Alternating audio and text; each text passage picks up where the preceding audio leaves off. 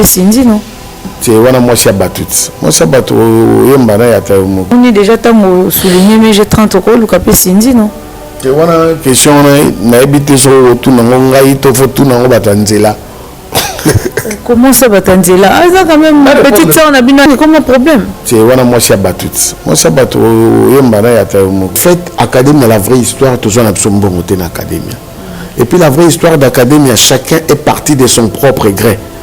Moi, je poussais personne à quitter le quartier latin. Mais vous étiez quand même les dirigeants ou empêchés qui ont voté. Le problème, moi, que Kabola Académie, départ Ezaki Mabé.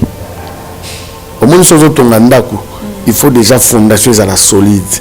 Académie, déjà, on était parti des mauvais pieds.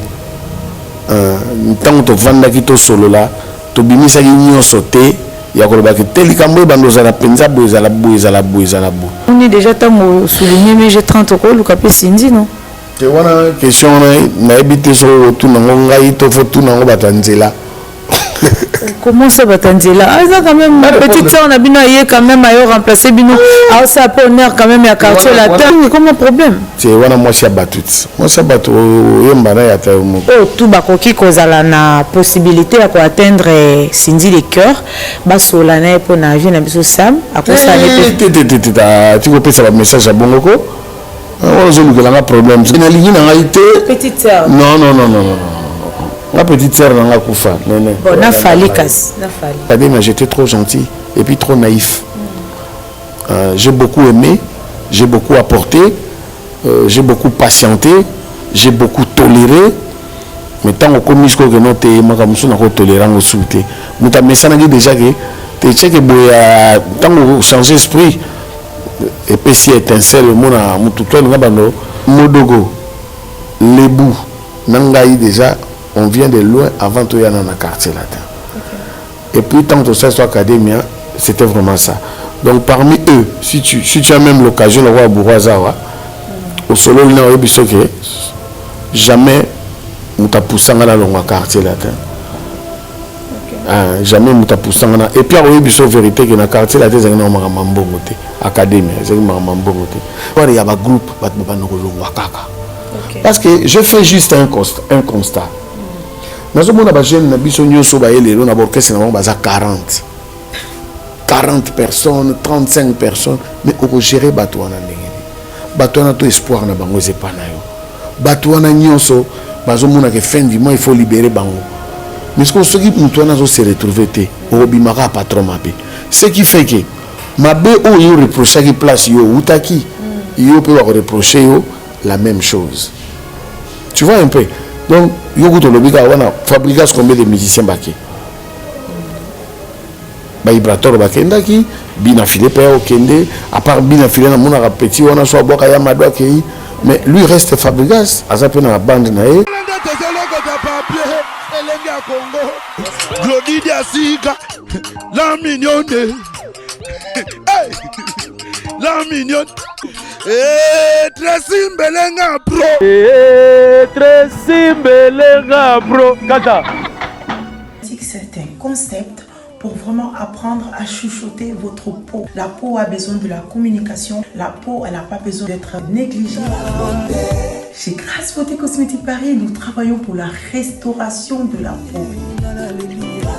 Nous sommes là, on confectionne des produits cosmétiques pour la peau mate, la peau métisse, pour les enfants, pour les hommes, pour les femmes, aussi pour les femmes enceintes. Quand vous arrivez chez Grasse Beauté Cosmétique Paris, posez vos bagages, on s'occupe de tout, on s'occupe de la restauration, on s'occupe de comment vous allez communiquer avec votre peau en toute sérénité. Ah, une plante verte d'Amazonia. Si vous avez des soucis de votre peau, vous voulez une meilleure retraite pour votre peau, vous voulez avoir le langage de la peau, venez chez Grasse Beauté Cosmétique Paris.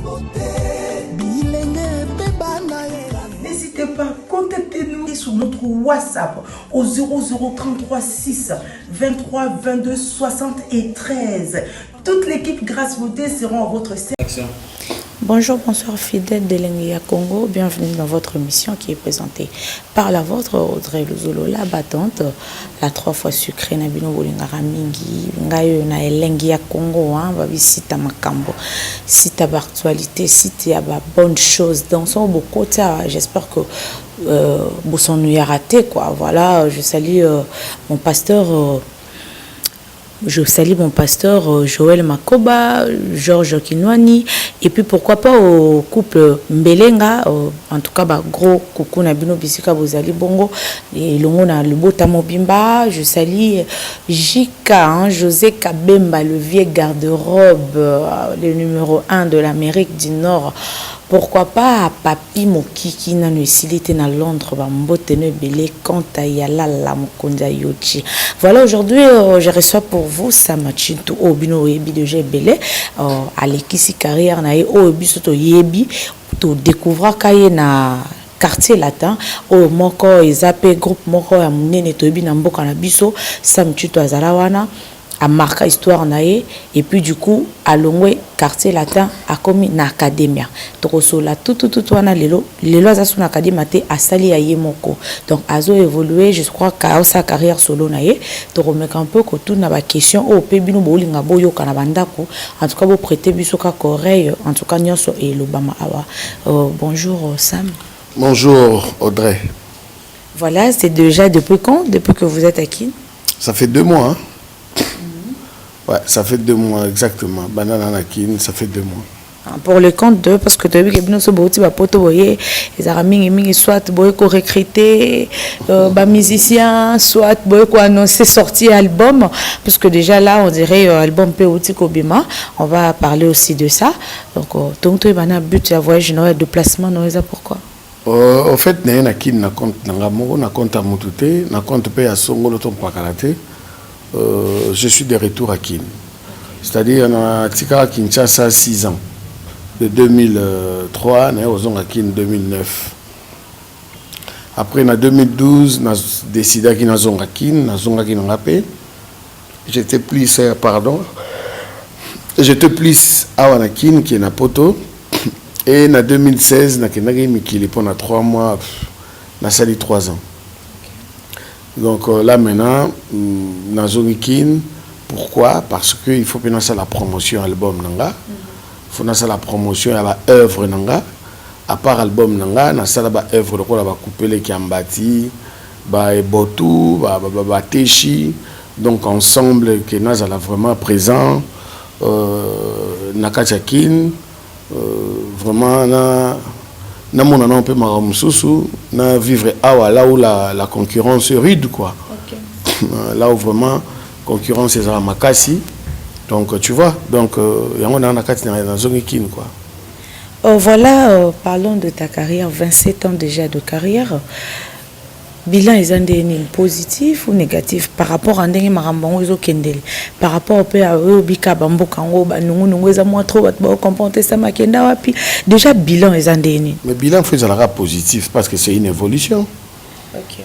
C'est une évolution parce que ton côté na côté quartier latin, ton petit magie, ton petit V12, ton petit Balois, ultimatum, ba droit de veto, ton petit Olympia, c'est-à-dire Bozo Kende, vous savez l'académia, vous savez le minene, vous signez un gros contrat. Et puis ça va. Hein? Donc, sauf vraiment musique en gros, ce n'était pas un destiné ou bien une passion. Le lobo tam sous avec moi, Bachiko, on peut tout le temps, mais je vis de la musique.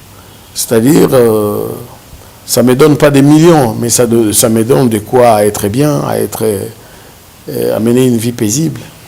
Ok, quel est votre mauvais souvenir dans Moussalo et Obando Banda, Tilelo, Zomelo? Parfois, il arrive aussi de fois qu'il fallait la continuer dans l'Aïté ou soit bon, ça va, c'est bon et tout. Donc, parce qu'il y a aussi de moments où tu as dit que tout devait arrêter, il n'y a même pas moyen de continuer. Donc, au moment vraiment, tu étais abattu dans la musique et ça, on a pas façon de faire. Est-ce que ça, à un moment, mon père, au Kouta, il y a bon? En fait, nous sommes trop nostalgiques. Et puis, dans le baka, tout ce qui m'arrive dans la vie, c'est la nature. Okay. Donc, Natal a le passé, Natal a le présent. C'est-à-dire le passé, ça m'apprend na présent n'engeni na kotambola et puis ça me projette à l'avenir. Tout ce que je nakuta na na vie, ba kuba, ba déception, ba trahison. Tant mutu muso rondi mateka ko trahir yo, à trahir yo, mutu muso ko la confiance. Bilo wana nyonso etina ngana se relever qu'à la tête na avancer. Parce que vie est tellement merveilleuse et Dieu nous donne le souffle de vie gratuitement. Donc je ne vois pas comment makambo mokile ko nako se laisser abattre nango quoi. Et ko atteindre. Si naza mutu, il y a des moments de faiblesse parce que chacun de nous a des moments de faiblesse. Des moments de faiblesse, il y a un moment au père de quelqu'un de très cher au monde, on les lit. Ça, c'est des moments de faiblesse, des moments de tristesse. En tout cas, ils en ont mututu, azaranango. Mais je n'assalera toujours ma cambo de passer ngate. Pour ma cambo, tout le monde a mokili. Ils ont destiné pour nabiso. Donc ma cambo tout le monde n'a pas bamususu. Yopé au komelao. Alors on a quatre sabamakambona tout. Ça demande kakozala makasi. Oui, kampi qu'on a vu. C'est parmi les conseils la vie, il faut être humble, yayote, il faut faire il faut déployer de gros efforts dans la vie. Il faut obéir à grand chic parce que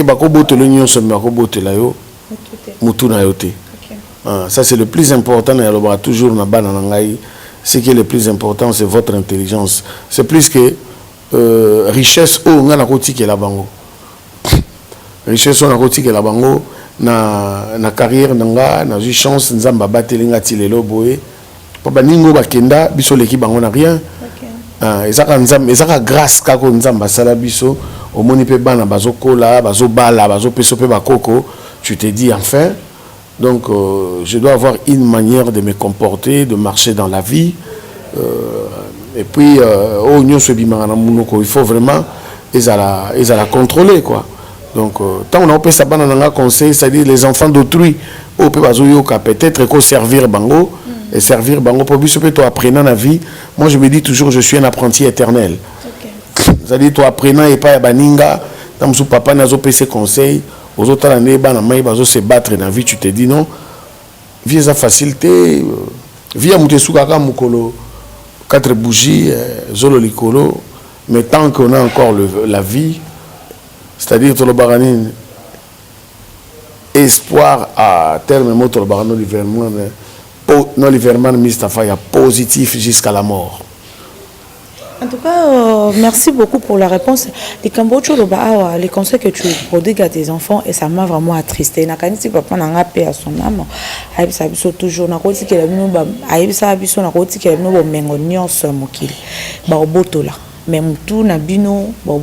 en tout cas, merci beaucoup. Et ça ne m'a pas si mes passons. Déjà, na kata musique, banda musique tilelo. Ce qu'on peut répondre à biso honnêtement. Nani a blessé yo plus personne. Non, personne. Et puis, tant qu'on continue dans le monde de la musique, tu dois t'attendre à tout. Dans la musique, il y a des gens faux. Les gens qui sont vrais, bah, mouké. Donc, au kokuta na ba langage moko boye, au kokuta na ba insulte moko boye, au kokuta na ba dénigrement moko boye, mais tu te dis seulement nako baisser braté, nako se laisser faire. Je suis un être humain, je suis un homme, je dois avancer dans la vie. Sincèrement, muta blessant dans la vie azate. Et puis ngaza mutu pena nazara muta ba regretter. Nazara muta ba regretter parce que na mona sur le logo mo regretter pour cause congolais. Il fallait la chinois. Mais chinois pas au mona ba chinois le par mo sel sa mise sur la chirurgie pour exactement gaillard neti. Bah au mona so regretter so mona ba mindele pe ba mo luka bazala bazana ba cimenterie le ba serre na biso. Ba comment vous salisa au salisa. Donc vous mona dans la vie, ce qu'on regrette pourquoi les Cambo et Zalaki. Non, Dieu ne fait pas les choses au hasard. Tant que vous savez, les Cambo Moroboé baby, peut-être il y a bien Moroboé, et ils ont zélo quelque part. excusez-moi, nazara trop croyant quoi. Je tourne tout autour. Il y a réalité à vie par rapport il y a la prédication de Kola Nango. Et puis la vision on a vie, la vie. Sincèrement, faut pas oser la mutaba regret. Non. La vie nous donne tout, la vie nous donne la chance. Dans la vie, on a des difficultés. Makamusu to benga envoûtement, ça n'a envoûtement. Vous comprenez? Et ça n'a pas eu une anecdote où on a joué la car. Na yoki nzembo moko ya frère moi en Christ. Na zo ka radio. Frère nga zo nzembo to si to longi satana. Mais au week-end, nous avons na banjo sekangabi. Ah, comment frère Roko Sabato va se longi Satan? Tous les jours l'église vous a dit ça Satan. Donc au sein de la paix, hein? Au sein de la paix, Makassia. Mais bien sûr. Au Simba qui c'était? Mais na Simba quoi? Kasi nzambet. Ah bien, c'est vraiment quoi ça bisoka bongo pas ça. T'es na absolu kamba solo. Qui sinanga les nzambe. Je fais un parcours. Moi je suis kimbangiste. So na na bete londe na koma kimbangiste pour le basumra mboyo maté mais yebaka ke mutu eza lokwa mutu azobela kufi aboko ebisa bato maladie ebomie mais yemoko tia kufi ebi maladie ne ebomie nazongi na likam nazakolo ba frère on entré ça basi balonga satana mais tous les jours ezaka au nom de Jésus satana bima mais yutu yemba ke bolonga satana so longa ki ba pasteur ba paiement na bango. Non, ils doivent changer la prédication. Ils doivent changer la manière de voir les choses. Voilà. Ça... Non, même pas entre parenthèses, mais c'est juste tel que moi je vois le monde, quoi. La réalité, nous sommes obligés de faire des sambelaka, nachasaraka, ba mauvais. Yo monaka ba mauvais esprit partout. So mikolon zampia ko zo bulega ke mutu mo a bloqué poche nao. Non, faut ta la peine atambola ngengeni pourquoi comprendre rataki, pourquoi les solo ne kendaki boy. Parce que le soleil brille pour tout le monde. Dieu nous donne l'espace naturel pour nous tout exploiter. D'accord, en parlant du christianisme, mais tant que déjà vous êtes chrétien au Sambelara, et qu'il pas bizarre, c'est que mon appelle au Panza Academia. Au Panza Academia. Et qu'il pas bizarre, c'est que au Telengana.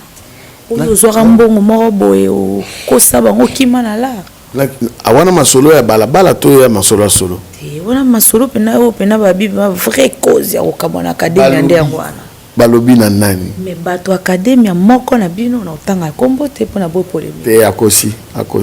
Mutu monta academia wala wanoke sama zoki mbongo mo akosi. C'est faux. Oyebi na ina professeur moi français na première CO. Azorol bana. Il est journaliste sur RTNC Kakusa Mulondoko. On dérange. Sur le biga on avec un pronom de menteur. Hein? Parce que ça pronom personnel, non? Mais c'est les pronoms de menteur. C'est imprécis. On a dit, qui a dit?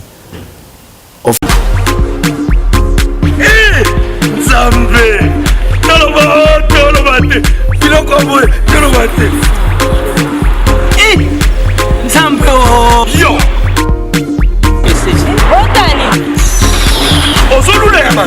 Il y a eu un peu de comme bon. Na pomade awatosa. Na pomade awatosa. Les moitiés rêve au kuma.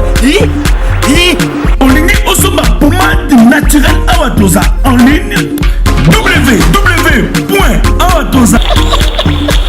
Soit appelez au numéro 00 33 75 11 10 975. Bonne adresse, Yakosomba Pomade Awatosa, 70 rue Marcadet, 18e arrondissement, métro Marcadet, ligne 4. Pomade Awatosa, il salami na banamboka ba congolais, na banzete ya mboka Congo. Boke banapirate. pour la COVID Sabamole, Nipende, Sinapetolo. Somba gamme ya pomade Awatosa, masse yango na ba parti oyo lingi vimba. Sima ya 3 mois, on fait résultat. Salut. La pommade Awatosa, moi ça n'arrête pas comme une qui bocole. La pommade Awatosa.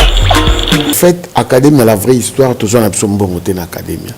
Et puis la vraie histoire d'Académie, chacun est parti de son propre gré. Moi, je poussais personne à quitter quartier latin. Mais vous étiez quand même les dirigeants au empêché qui ont été. C'est parce que Bwanda Kika Kowe Lande Babi qui leadership. C'est quoi le problème moko Kabola Academia départ ezaki mabe. Au moins sozo tongandaku, il faut déjà fondation à la solide. Academia déjà on était parti des mauvais pieds. Tant que vanda ki to solo là, to bimisa ki nyo sauté. Ça m'engage que moi, hein? Ça n'engage que moi selon ma réflexion, selon moi, intelligence dans la Yamouké.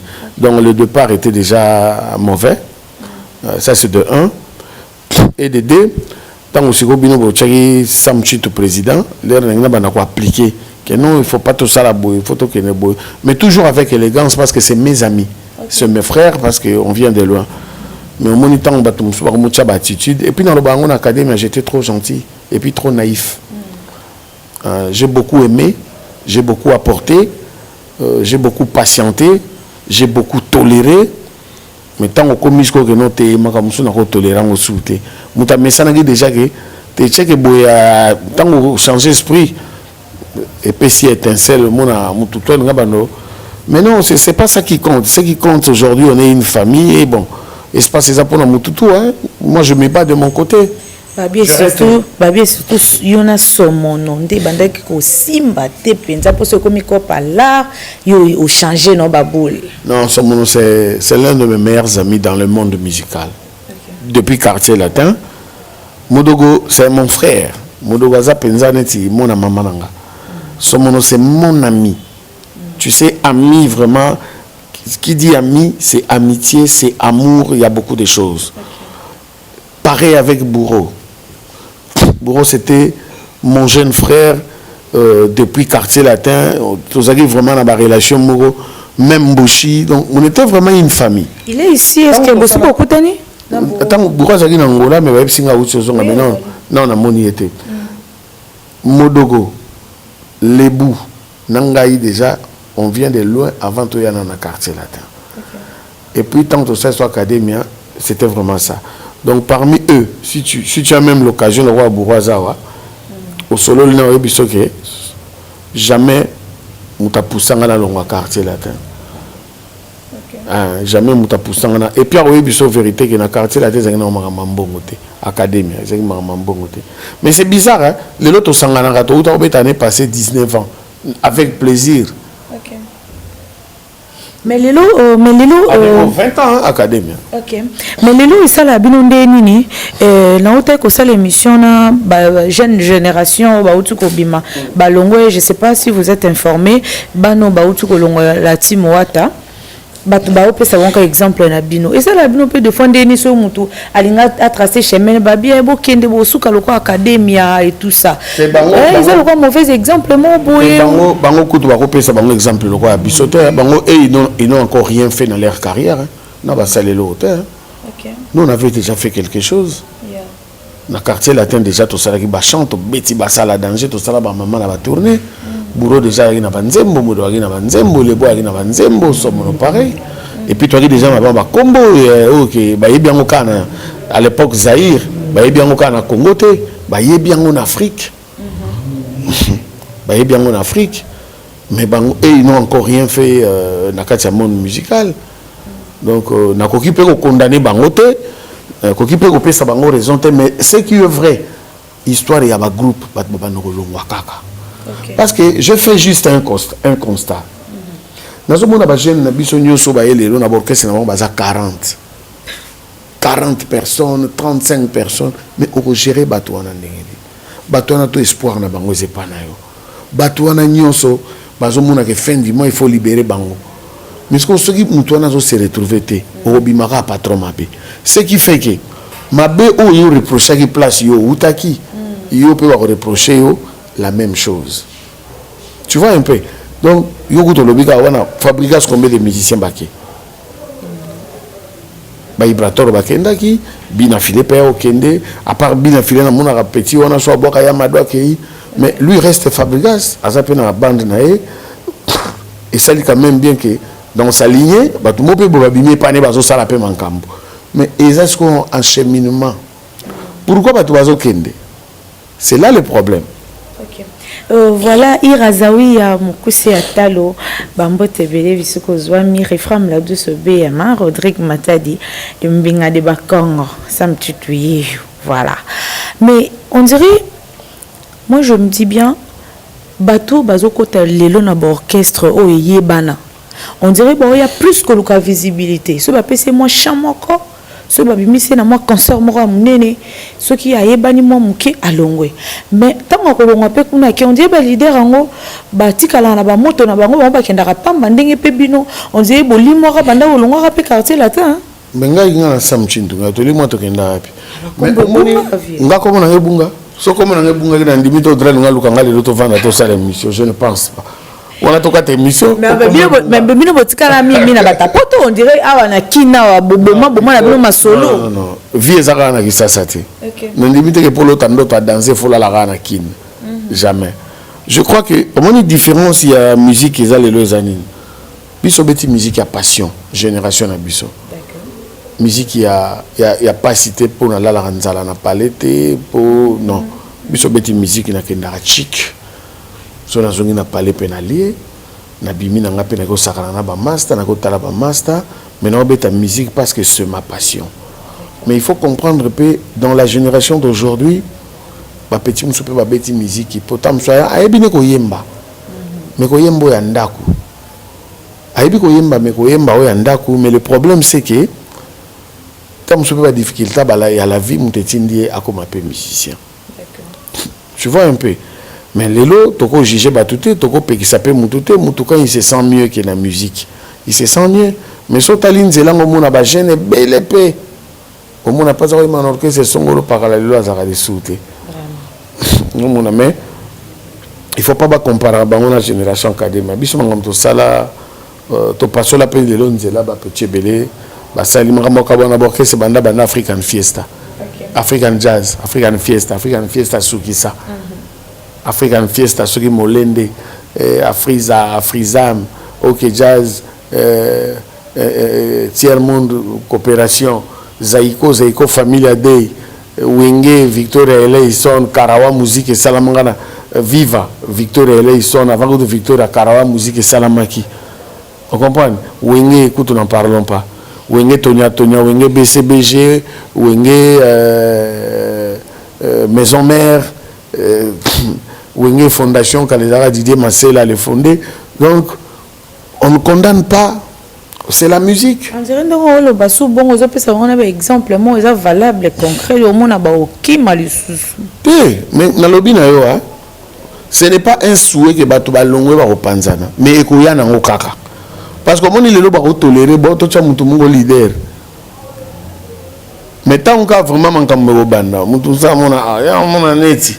Après, il y a mon nouveau bon, on a nous la réalité. D'accord, merci. Nous allons chiter dans ma sortie officielle déjà. Et où t'es le 27, c'est comment encore le titre?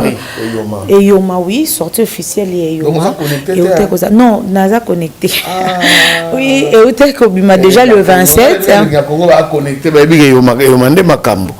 Eyoma na minute Paris, Bruxelles, Londres, Allemagne, Bundes, États-Unis.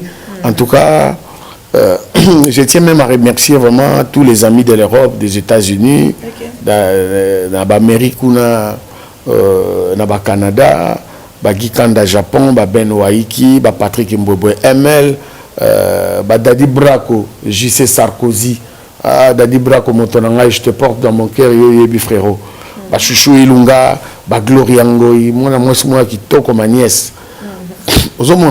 Donc c'est-à-dire, Eyomande. Est-ce que moi, mais un peu que ça la biso extrait, il y a un de tes titres où ils en Eyoma. Ah, Seigneur, Seigneur, Seigneur, Seigneur, Nengera zawa moto betinga teo. Nengera zawa sheria swinga minote. Nengera zawa maîtrise fiatienga mbelite. Anto antouf talanazo Seigneur. Kaka yo moto na benga kazefi. Maître Zéfi Moya. bayebi que ça c'est film maître Zephi moya yanto en tout fois na ko changer te oh seigneur banzembo eza 14 et le moko elinga na mutu quelle est une des plus belles chansons que tu as réalisées? Oh moni pena keno nzembo na yembango avec amour et puis simba et tout ça, donc une chanson nostalgique et zongela ko tout le temps la plus belle. Na banzembo belé hein, mais zana nzembo moso na yemba et puis ça ngala pour ça la collation de grade. Na beta mona Viagra mokolo ya collation de grade basusu baboti na bango bazalaka ngai moto baboti bauti kokufa mbula tukumine eleki babelelinga moto ya moto moko kutandima kate, c'est-à-dire nzembo eza collation de grade na beta ngo na Viagra na imbela bana chiki ndenge alaka père na mère bafutela o ba minerval. Parce qu'au jour la collation de grade, père na mère bakufa. Parce que mon laki c'est moi talio héros du trône malheureux. Donc aux autres diplômes, tu pleures des joies. Ça n'a qu'à plaire nous, na tristesse ne sengo. Ah, si mes parents étaient encore là. Tu vois un peu. Donc on a un amour cher de pour les salanga. Mais c'est une chanson qui a été écrite par un cousin à moi, Guy Bazunga, le véritable Ndimanga Nalali. Na yo mape akomelinga nzembo moko elembo nasi nalingi nazala lokola mwana oyo baboti bakobetela katolo soki bamoni ene elembo ya Joseph na Egypte bandeko bayeba tekaki ye bayebaki te malako ya nzambe ezalaka kati na ye linga moningo yo kondima bovanda na ye soki aleki ndeko na yo na mayele elembo batbaki ndeka bayoka elembo va s'attendre à nini? Non, on s'attendre à nini de la bonne musique, de la vraie rumba congolaise, de belles textes, de belles mélodies, de belles voix, parce que j'ai été accompagné par Moudogwa Baramboa, Jeko Bourrompela, Somono Dolce Parabolique, Guigui Fall, MJ30 Master Voice, Petit Nanga Mazembe, hein? Erickson Les Zoulou, Nassima Titina Al Capone, Pichens Cambilos, Serge Kabangu, Gino Bass Compressor, Blaise Moussika, Beniko Zéro Faute, Popolipo Encyclopédie, Kaye Madoka, Simolo Kationdi, Mbetenge, na guitare solo, Mas Bass, c'est-à-dire que de meilleur, Jimmy Nambonda. Nakati ya yomato ko s'attendre na ba featuring te ezate featuring na utolo bano wana excusez-moi naza un peu enrhumé ouais featuring naza nakati ya featuring na Master Voice oui Master Voice non oui bien été MJ30 MJ30 oh you wanna mal ah ouais on a la dame on a l'élève fort on a la dame de la chanson congolaise Master Voice na peine featuring na Guigui Fall oui Guigui Fall. D'accord. Dans la featuring pena Dolce Parabolique. Dans la featuring Erickson Les Zoulou, na Mia chante. Na Cindy les cartes parce que la monnaie déjà tant souligné mais j'ai 30 euros le capé Cindy non. C'est une question na habité sur tout nango ngai to faut tout nango batanzela. Comment ça batanzela? Ah ça quand même petite sœur na bino yé quand même ayo remplacer bino. Ah ça pas honneur quand même ya quartier latin. On a eu zoluka problème. Voilà un problème. Non, le problème de nini featuring comme un problème. C'est voilà moi c'est battu. Moi c'est battu yembana ya tayo moko. To beta masolo yo mako pardon. Voilà compris. Ok, d'accord. Et il y a 14 titres, et bimé le 27. Donc voilà, tout bakoki kozala na possibilité à atteindre Cindy les cœurs. Basolana pour na vie na biso Sam. À cause ça tu peux passer un message à Bongoko. On a un problème. Est-ce que l'on a boya problème? Mais pas nani kasi problème en haut. T'es na ligne na été. Petite sœur. Non. La petite sœur n'a pas koufa. Bon, na fali kas. Na fali. Oh, fali, koyema fali, c'est pas un souci. D'ailleurs, pourquoi qu'il n'y a pas un occupation? Au lieu que fali, depuis qu'il y a vendre il est tout le temps en voyage, donc il est tout le temps en tournée. Mais si un jour ça peut se faire que toi, ça sera toujours un grand plaisir. Vous aimez aussi sa musique? Mais bien ça sûr. vous inspire aussi? Non, ce n'est pas que sa musique m'inspire, mais j'aime sa musique. J'aime sa musique, mais moi, mon inspiration, c'est plus la vieille musique. Mais la musique de Fally, rien à dire. Mais c'est aujourd'hui le numéro 1 de la musique congolaise. Ah oui, vous reconnaissez aussi ça facilement comme ça? Mais il faut bien comment. C'est visible, c'est ce qui est normal. Mais non, Batumsu Babakebo. Ah, c'est le moi malonga. On a Batumusu, on a kochanga na kati ya Batumusu te. Ngana za Sam Chintu, je reconnais mutuna ba talent na ye, na ba mérite na ye, na positionnement na ye. Parce que musique, né dans le barango chaque jour na betara c'est comme si on est dans une classe. Le premier à s'en rater. Mais na batu bauti académie, on dirait que tu es le seul aux reconnaître grandeur, il a fallu quand même. Na batu bauti quartier latin to académie. Académie, ndé vous allez là une académie. Il fallait betana bisoté une académie. Non, betana bisoté mais yoza le seul au reconnaître quand même grandeur. Non. Koko c'est la tumsu makambuté modo kuta yema na premier album ya Fally. On a kutu tembeko zalate côté on a que celui le numéro 1. Ce qui peut lobby. Ce n'est pas dit que ndenge yaza numéro 1 on a batumsu bazate. Non.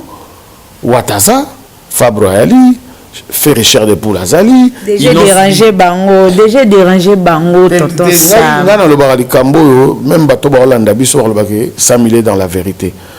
Inosbi, Yope Batinda. Mais tant on est dans au commissaire mingi fali bo. Au le capé featuring soit na héritier ou bien na faire rigola ba olingate que o lésé bango. Mais na lobby hein. Ko o moni terrain no memanga, ndé terrain on ngala lingité. Ngala solo ba makamunanga. Na respectera tous les artistes congolais, nandimaka chacun na talent na ye, chacun na koyeba na ye. Na utako loba surtout na kati classe le premier aux angaté, le deuxième aux angaté, le troisième aux angaté. Tout le monde a même na ba hit parade mon numéro 1 ti na numéro. Nenge mo pekat. Lobby pe mutumsu pa oya a jupe relève a comme numéro 1, les gens ils vont le reconnaître. Il faut apprécier l'homme à son époque. Ok, merci. D'accord, c'était comme ça, ça m'a dit tout. Il y a le barné, la vérité. Donc, en tout cas, vraiment, bon, tenir rigueur, il était clair dans ses réponses. À les émouter, à pessiner juste ma réponse. Oh, tu n'as qu'à t'amoter, manaï. Donc, voilà. À Zaki libre, à l'obi, oh, yé, à Ngaki, à l'oba. Mais, ça me tue tout aux autres, on a juste numéro contact et puis un mot de la fin, on a tout noté ou ajouté et puis. Moi, quelques dédicaces pour tout le monde. Oh, tu n'as pas ajouté le 27 octobre. Bateau Barozalana Paris, na Bruxelles, États-Unis, au Barozala des passages à Kinshasa. Le 27 octobre, ça sera le lancement officiel de l'album Eoma Awana Kinshasa. Concert où ils allaient prévu dans le village Temba, tu reporté en haut. Tu repoussé en haut, tu as le lancement dans le village de Mbate, tu as le lancement dans Gez Arena, dans l'espace centre culturel, dans Dibaya, 72, en France, 72. Donc, bateau va s'agir au courant, l'album Eoma est déjà dans la plateforme, c'est sorti depuis le 27 septembre, un très bel album, Bossomba dans la plateforme. C'est des alliés à Paris et pas à Diego Musique et pas à Monsieur Henri à Bruxelles et pas à Tikimbuku sur un festival de la musique qu'on a sauvé au coup tapé contrôle technique et ça le bien donc mini vraiment à Roloba et ça c'était Yangwana je suis à Kinshasa et je continue toujours pour la promo de mon album et l'album a 14 titres donc mini à Roloba Sam Chintu c'est moi Monsieur Samuel je m'appelle. C'était un réel plaisir en tout cas de nous inviter ici. Merci beaucoup, c'était très gentil de votre part. Merci na Batutu Balandi Elengia Congo, merci na confiance Bopesa Biso. Merci Biso to continuer toujours au salle la bino musala ya kitoko. Donc to lambela bino bloko bolia et bella ya kitoko makasi. Merci beaucoup à Chiko Mawatu na Canada, Jika, José Kabemba. Le vieux garde-robe, le numéro 1, yo vraiment t'as la ravie nangai. José Kabemba à Montréal. Il y a vraiment l'ongolanga charge à parler. Donc côté palais, voilà. Il y a l'ongolanga vraiment charge à parler. Merci beaucoup à Désir Mbongo Mastananga moko mwasi ya mwendo irazawi ya mukuse ya talo na France bambote belé papi mokiki na le silité bambote belé derrière la caméra c'était comme ça oh babengaka l'homme noir hein yeso na boki na milana moi soyi hein talaraye l'homme noir gloire na biso moko na sima bilili ye pena bendela biso bilili obomona ya kitoko. Donc voilà, on se retrouve à la prochaine. Je vous dis pour aujourd'hui bye.